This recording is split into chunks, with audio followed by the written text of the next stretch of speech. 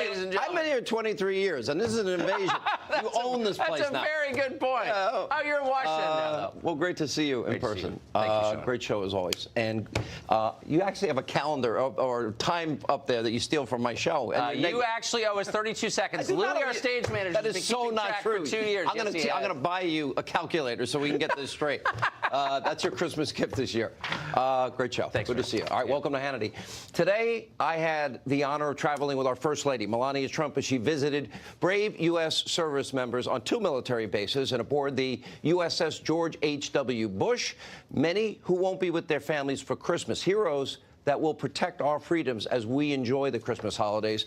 In just moments, we're going to show you the highlights of that interview and an exclusive one-on-one interview with the First Lady herself. Please stay tuned. Also, tonight we're going to bring you the latest on the sentencing of Michael Cohen, and we will reveal disturbing details surrounding what is really absolutely shameful treatment of a 33-year veteran of this country, Lieutenant General Michael Flynn. Also, over at Conspiracy TV, MSNBC, Liberal Morning Joe, well, part of that team is in very hot water tonight. We'll tell you why. And also later, a dangerous terrorist on the loose in France. We will bring you an update on that manhunt. And some migrants, actually from Honduras, are now demanding reparations from you, the U.S. taxpayers. All right, buckle up. From D.C., the swamp, tonight's breaking news, opening monologue. All right, today I was fortunate enough to witness the bravery, the courage, the might of the U.S. military firsthand as I traveled with our First Lady, MELANIA Trump, to Joint Base Anacostia and Joint Base Langley, and then to the awe-inspiring aircraft carrier, the USS George H.W. Bush, where I had the opportunity to sit down with our First Lady. Take a look. Stay true to myself. You use that term a lot. And I want you to expand on that. What does that mean, considering, and I'll ask you about your roots a little bit, but that stuck out to me. I do what I think it's right. I know I will get the criticism from the public or from the media, but I will do what is right and what I feel it's right for the country and for the people. And that's what I say. I want to stay true to myself and listen myself and what to do and what is right, what is wrong, and live meaningful life every day. We're going to have that full interview in just a few minutes, along with our highlights of an incredible trip. Where do you see these planes landing and taking off? It's unbelievable. First, we do have updates on the Mueller partisan witch hunt. Today, Michael Cohen, he was sentenced to 3 years in prison after he pled guilty to tax evasion, making false statements on a bank loan application, lying to Congress about building a building project that never even got off the ground, and a questionable campaign finance violation. Notice something missing? No Trump-Russia collusion. None. Again, it's also important to note, Michael Cohen does not have a cooperation agreement with federal prosecutors. And meanwhile, tonight, another top target of this Mueller witch hunt, Lieutenant General Michael Flynn, is asking a federal judge for leniency and no jail time.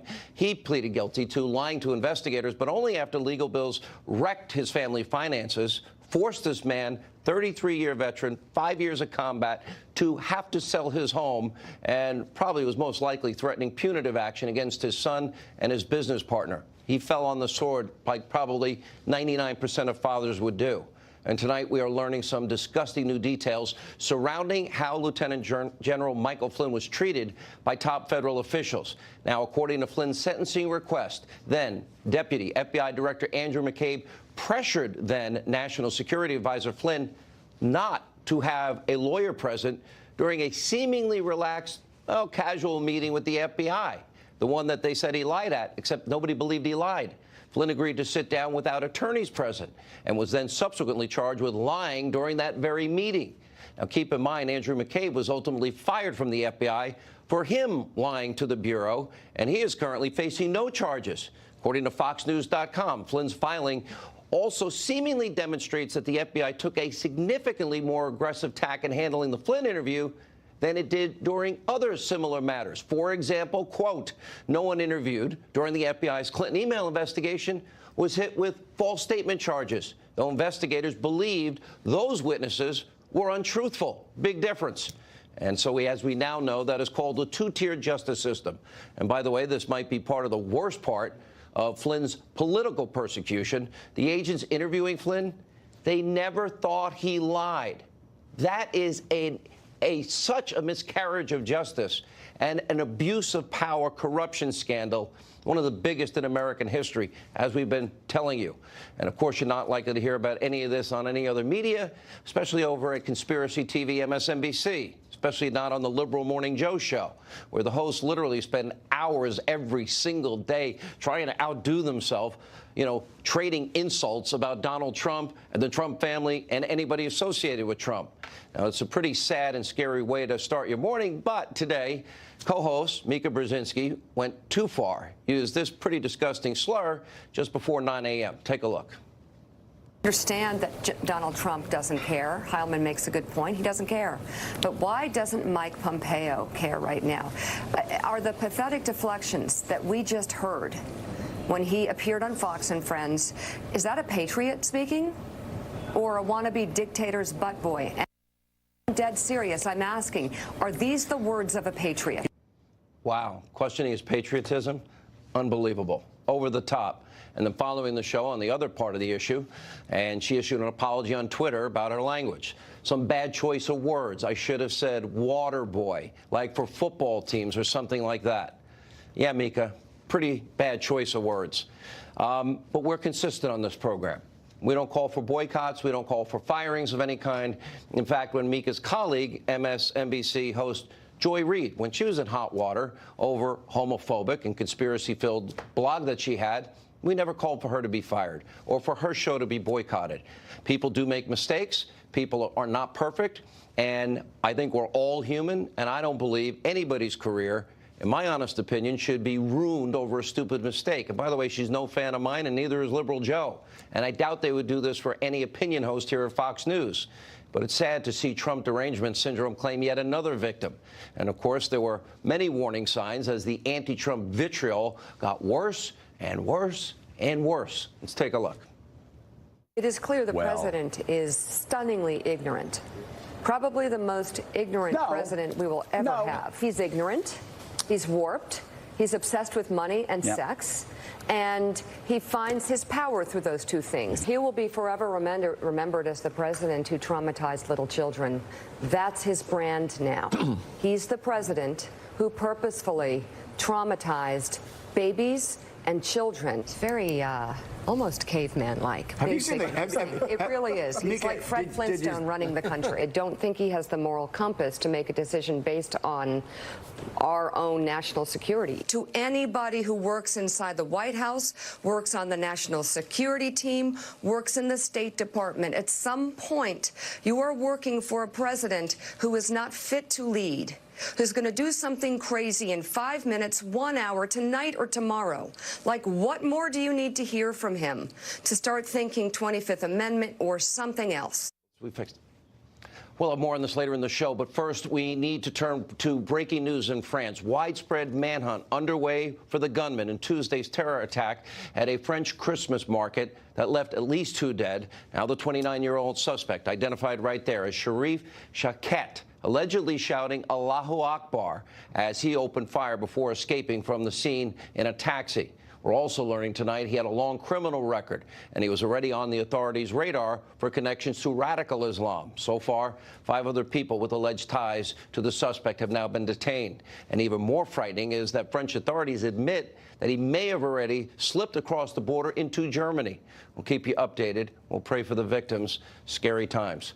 Make no mistakes. Attack like this, all these attacks underscore the need for safety and security, like places, at our southern border, where we have caught people with terrorist ties trying to get into this country, where tonight migrant groups are literally, the ones, women and children that the media kept telling us about. Remember, they were trying to march to the U.S. consulate over Tijuana, demanding President Trump either let them into the country, or now they want us to pay them $50,000 in reparations to go home. Pay you to go home so you don't break our laws and don't disrespect our sovereignty.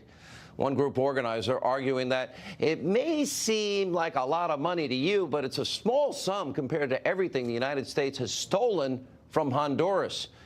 Now, look, we all know probably the vast majority of people that come from poor countries with no opportunity, no hope for their children or grandchildren are good people searching for a better life. But demanding entry or pay you? or will overwhelm your immigration system, there's no way to act to demonstrate merit to come into this country. It's also a massive security risk.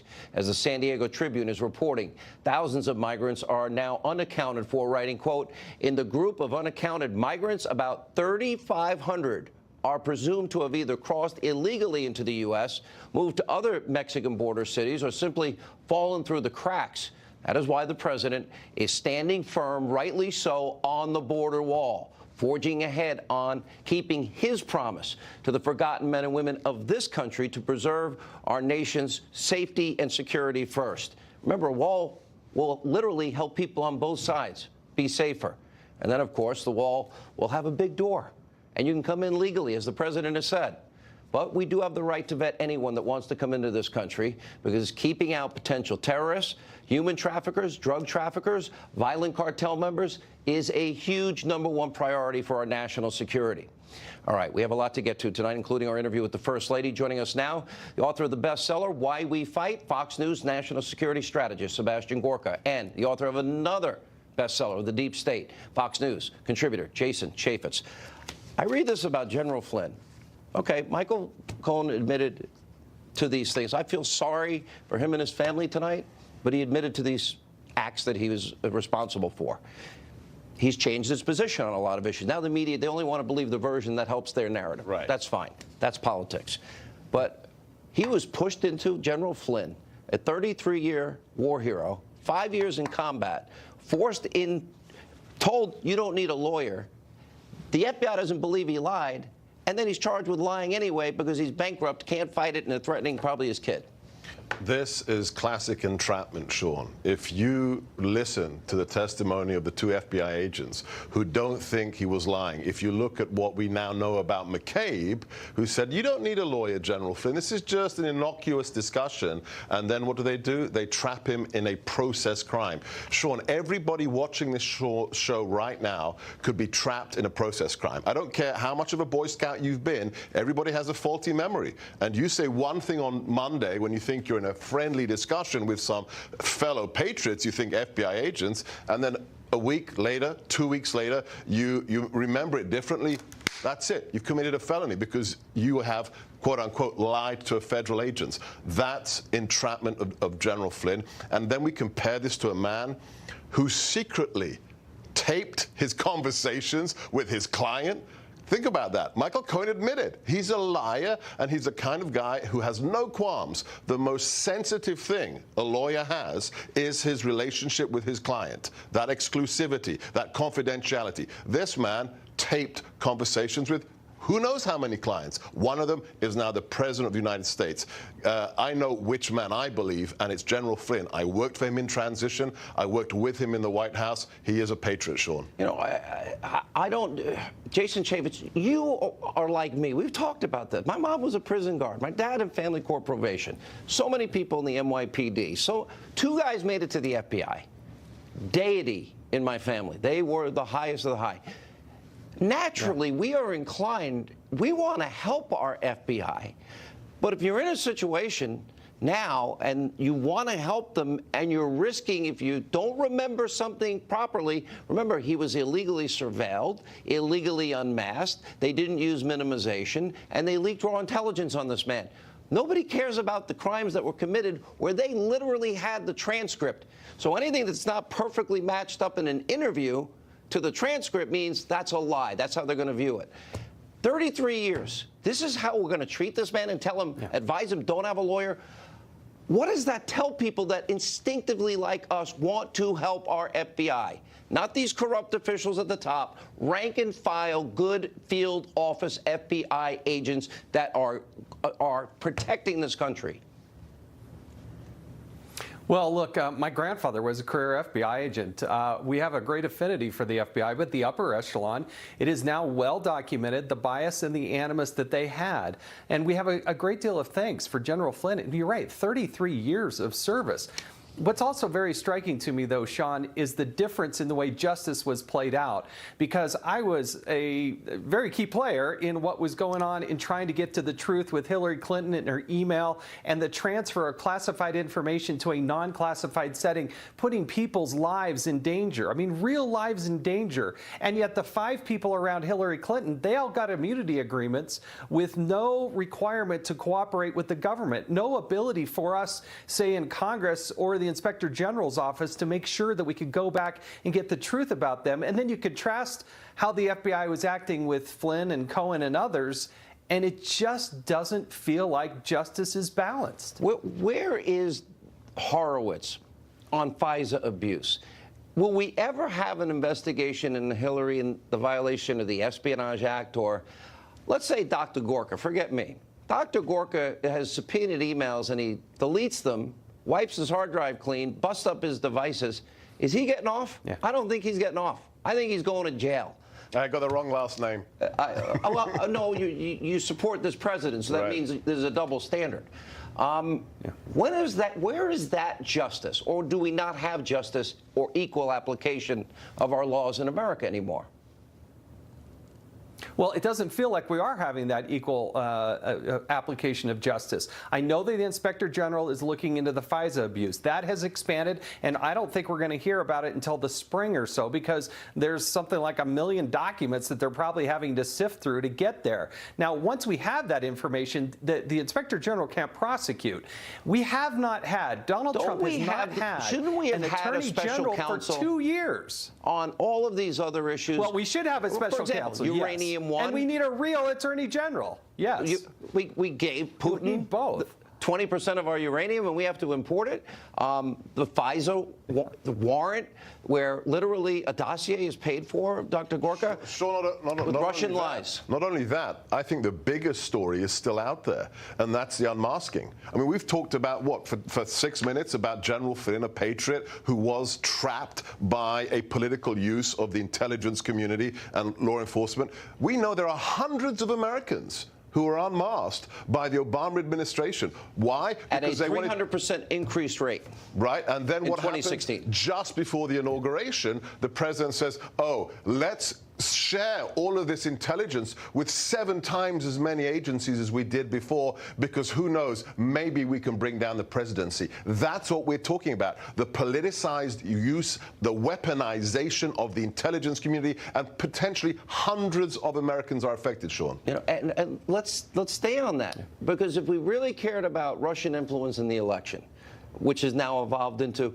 well, Donald Trump may have committed a felony campaign finance violation, with no lawyer is ever going to buy into, intelligent lawyer that is, right, except for these crazy, dumb TV pundits that are way overpaid and just incendiary in their hatred for 2 years of Donald Trump. So the question is, are we really going to allow somebody who paid for Russian influence with funneled money, interestingly, campaign finance violation perhaps, to a law firm, legal expense, not true, foreign national, Russian lies, fed to the American people, influenced the election, and money kickback and a uranium deal that was signed off on? You can't tell me that this is about Russia, because if it was about Russia, we would be after these issues. They're not after them. It's just like they only cared about Kavanaugh if he did something inappropriate, wrong. But they didn't care about Keith Ellison or Michael Avenatti. They didn't jump the gun in those cases, which means they really just care about the politicizing of these issues. Isn't that what it's about? Yeah, now look, if you were serious about this, you would go look at Mark Elias. He was general counsel with the DNC. He advised the DCCC. He was involved with Hillary Clinton. He was involved with the campaign. He was involved with Perkins Coie, and he was also involved with the Panetta Group. And so all of those ties, millions of dollars going overseas to attract this money, but you don't even get the sense that anybody is even sniffing into this.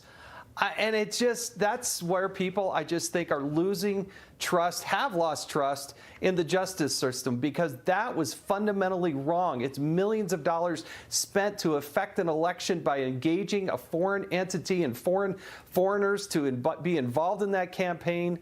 There's so much material out there. And then you hear Mark Meadows talking about how they have whistleblowers on Uranium One, and they pass those on to the Department of Justice, and I nobody interviewed even the talks to whistleblower. him. He literally was within Putin's network in America, referred to Robert Mueller, then FBI director, blackmail, money laundering, corruption, kickbacks, bribery, all these things. Last word, Dr. Gorka. The president could pardon General Flynn, and he'd make a great chief of staff, don't you think? You just got the headline on media. I just want you to know. Well deserved. Good to see you. Congrats on the book, and same with you, Congressman. All right, we have a lot coming up tonight from D.C. More on the outrageous hypocrisy. Mika Brzezinski under fire tonight. Stunning, ridiculous, insane, corrupt, and homophobic comments about Secretary of State Mike Pompeo. Tammy Bruce, Monica Crowley, and later, you don't want to miss this interview with our First Lady, Melania Trump, aboard an aircraft carrier in the Atlantic Ocean from earlier today. You don't want to miss this video. It is amazing. Straight ahead.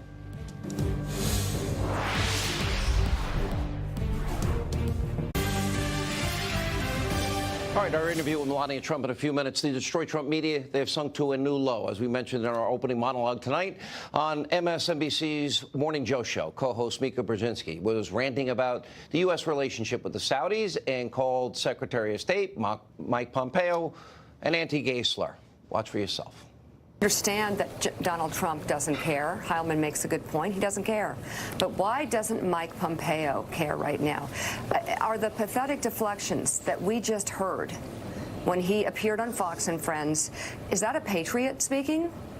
Or a wannabe dictator's butt boy? And I'm dead serious. I'm asking, are these the words of a patriot?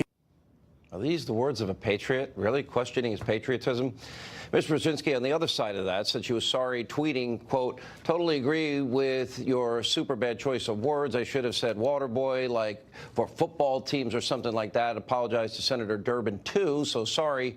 Here to discuss this left-wing media hypocrisy. Fox News contributor Tammy Bruce, Washington Times columnist Monica Crowley.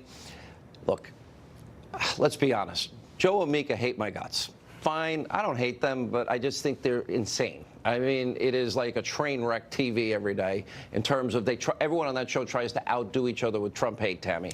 Yeah. But I'm not the thought police. I'm not the speech police. And something they would never do for a Fox opinion host is say, you know what, no, stand up when people try to boycott or stand up when people call for firings. I believe she's probably sincere in her apology. People do want to destroy her career over this.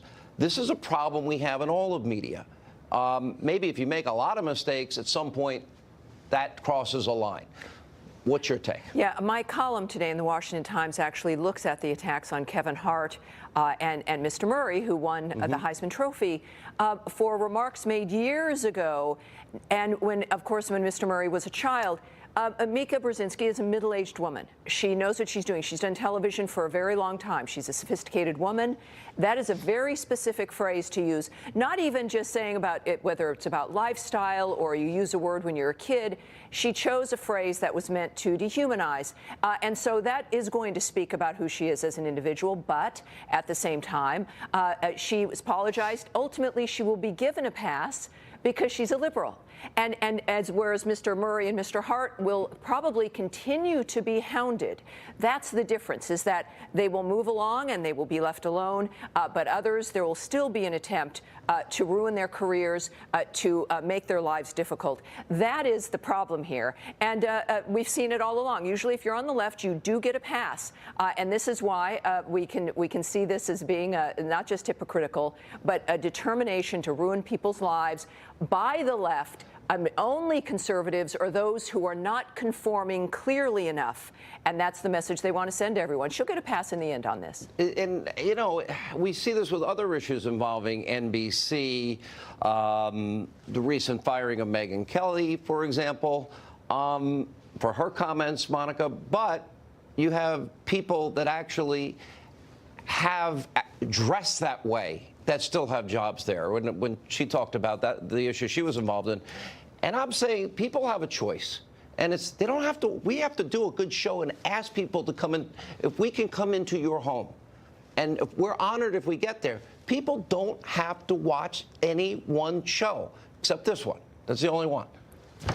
Well, you're pointing to the staggering double standard that's been in place for a very long time, Sean, and the only way it's going to change is by Tammy and you and me and those of us who are essentially targets of it or victims of it to continually to try to expose it.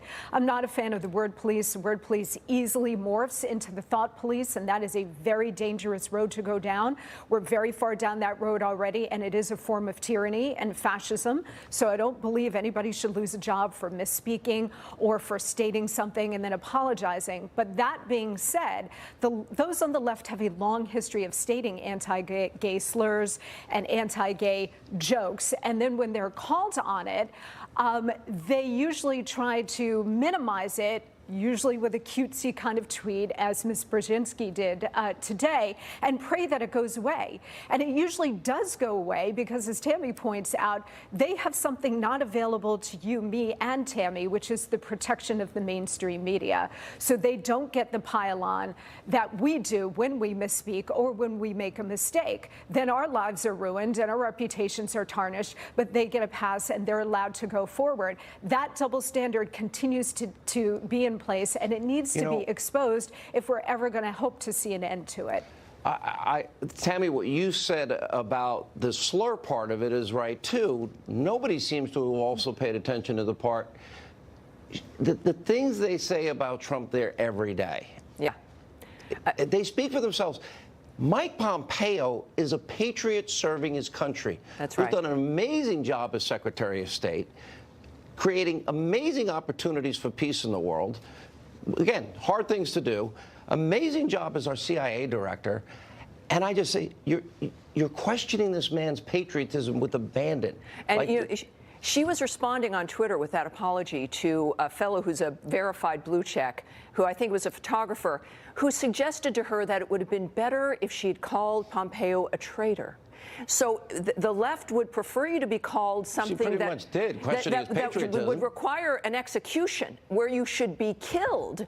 If you're a traitor to the country, that would be the legal punishment, as opposed to a gay slur. We don't want any of that. And look, if you're in media at any point in time, you've said something that you regret and that you do apologize for.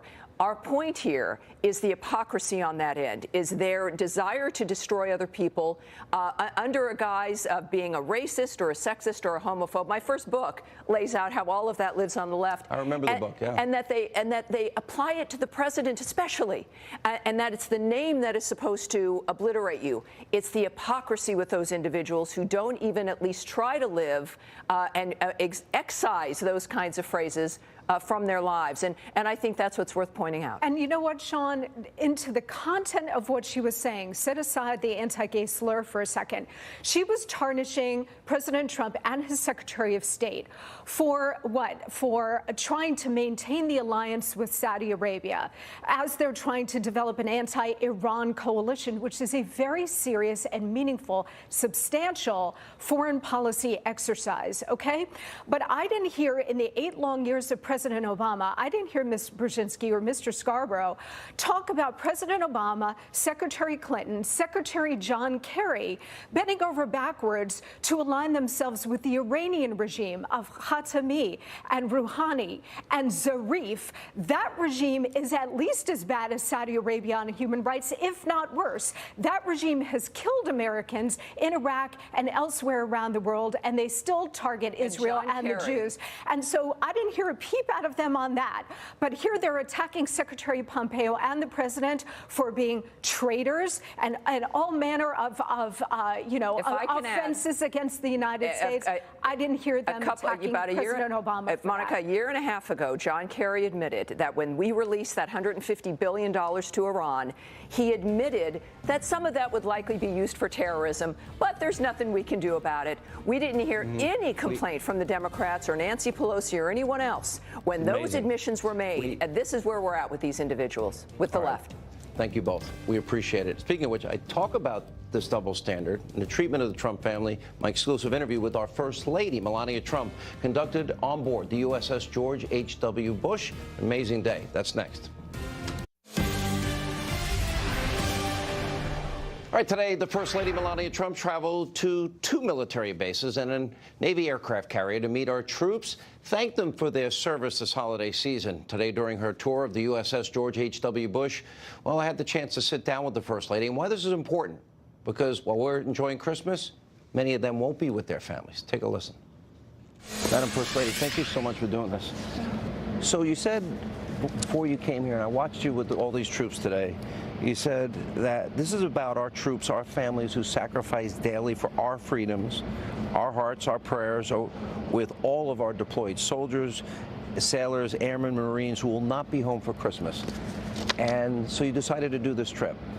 Tell me more about that. Well, I wanted to come and visit military families and also the servicemen and women. It's very important that we support them. Holidays are coming, not many of them, they will be with their families. So for me, it's very important to show them that the president and I and the country, we are behind them. You know what's amazing? So we're on the USS George H.W. Bush, who recently passed away. They put as many as 5,000 people on this ship. I was watching you as you were watching the plane, the jets come in and out. If we tipped it over, it would be the size of the Empire State Building. What do you think when you see this? It's incredible. Even when I flew over here, you see the ship, it's very small, and then you're approaching and it's really big. And it was great to meet some of them who serve here. Now today there are 3,000 servicemen and women on it right now. And I saw the airplanes taking off and landing, and it's incredible what they do. The cost of freedom is high, very high. We forget sometimes, don't we? Correct. Yeah. I watched you as you worked the rope line, as you spoke with the families. It seemed to me that they cling to you and they want to send you messages. What are they saying to you? Just they thanking me for the service, that what I do for them, and I thank them for the service. I guess I see that we have incredible support out there, and they see what I'm doing and that I'm here for them and to support them. Yeah. Let me ask, so I would say, I told a lot of people I was going to be interviewing you, there is a curiosity about you. I don't know how you take that, but I think a lot of people know your husband who's so outspoken, and you've been behind the scenes, but you're making it out more. You went on your trip. You went to what, Nigeria, Ghana, Malawi, Egypt? Yes, I went to the 4 countries. I started with Ghana and Malawi, Kenya, and Egypt. I did a 5-day trip in Africa on all those 4 countries. It was an amazing trip, and they were very happy I came there. And I worked with the USAID. So we are helping them to become self-reliant. Yeah.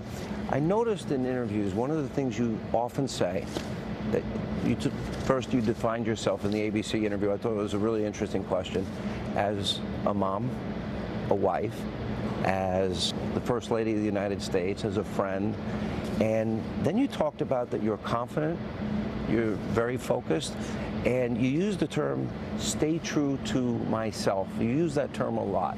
And I want you to expand on that. What does that mean, considering, and I'll ask you about your roots a little bit, but that stuck out to me. I do what I think it's right.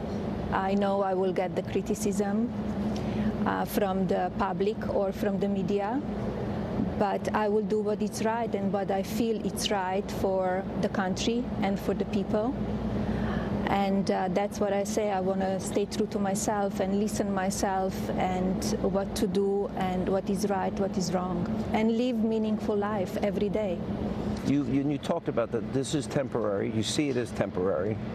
Would you want to stay for a second term?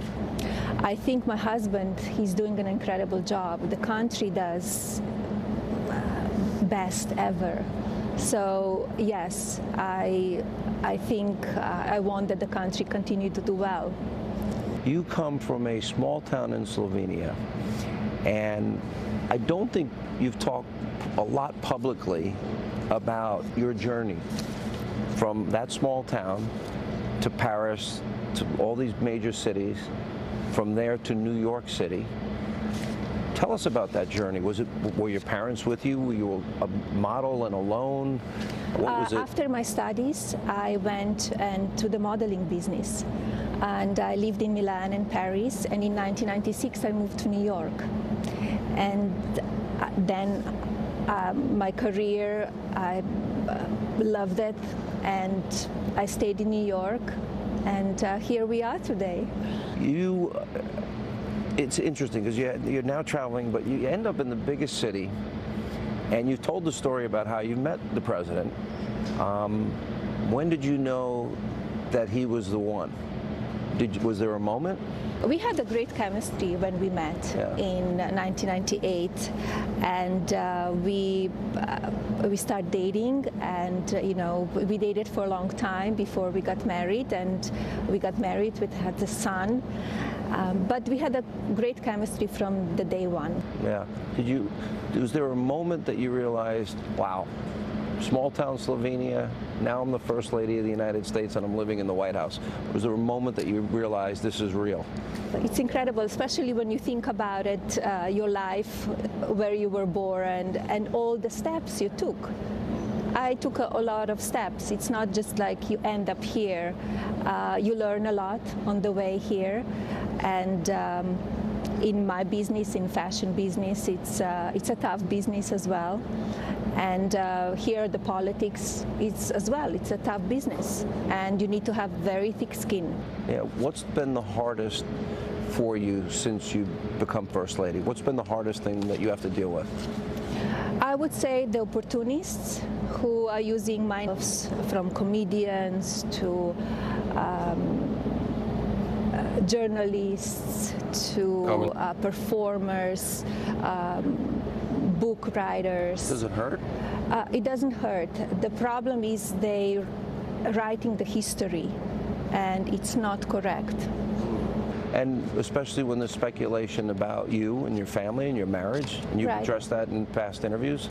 Yes, I did. And they like to focus on the gossip, and I would like that they focus on the substance and what we do, not just about nonsense. What was it you said if he ran, you knew he would win? Why did you know? I told him, if you run, because I knew him, I knew how he connects with the people.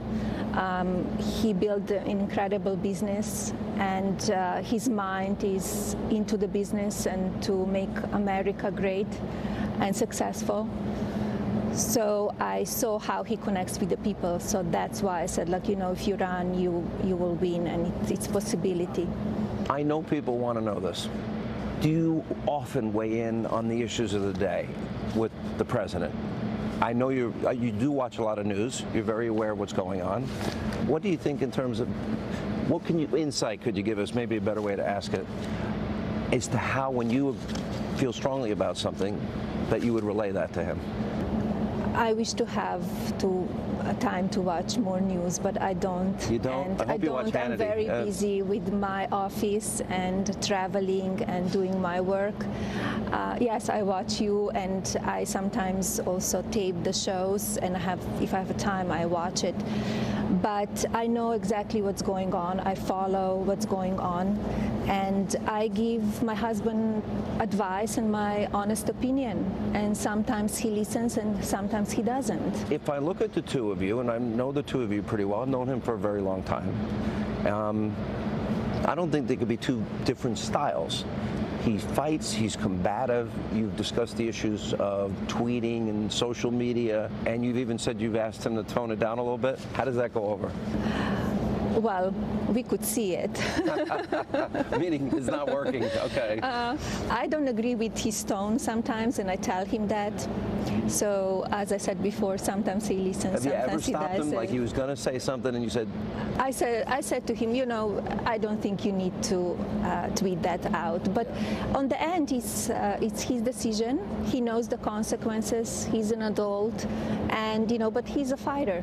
He's the fighter. It's interesting because you saw the exchange, I assume, yesterday with him and Chuck Schumer and Nancy Pelosi, and I gave my commentary on it. I said, that's what America elected. Correct. Somebody that fights hard for promises. Correct. What would you want America to know about him behind the scenes that maybe they don't see or know, that maybe the media would never portray about him? That he's fighting for the America and American people every day, every day. He wants to govern the right way, and sometimes it's tough because you could see that the media wants to bash and focus on negativity. And we have an amazing part 2 of the interview with our First Lady that'll air tomorrow night. But when we come back, you're going to watch all this behind-the-scenes footage of Mrs. Trump visiting with our troops. Very inspiring. Where do you see it? One of our best tapes I think we've ever put together. Next.